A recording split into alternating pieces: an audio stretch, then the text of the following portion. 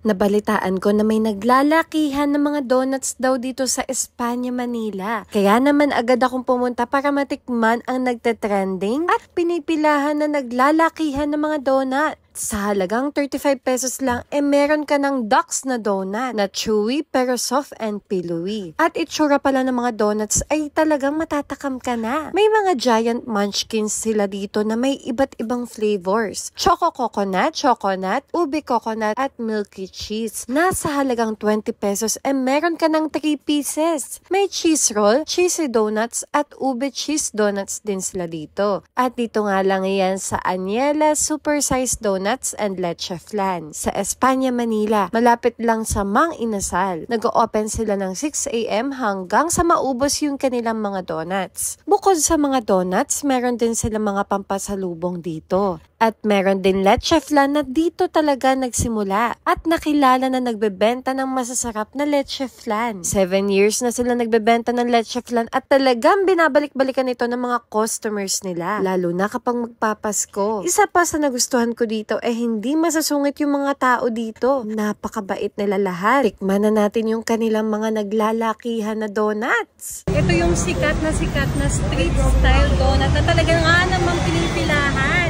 Ito yung chocolate glazed donut na napakasarap. Dark chocolate yung glaze tapos may sprinkle and nip sa ibabaw. Sobrang soft ng dough.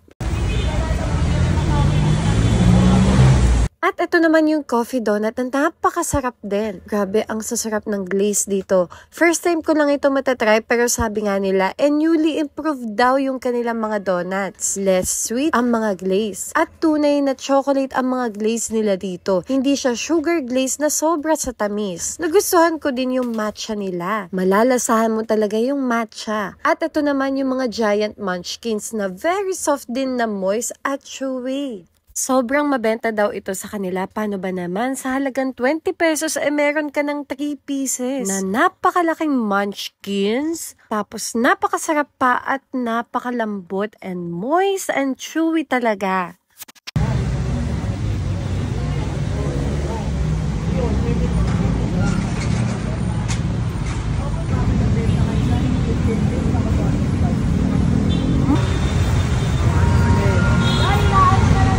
Para mas sumarap siya.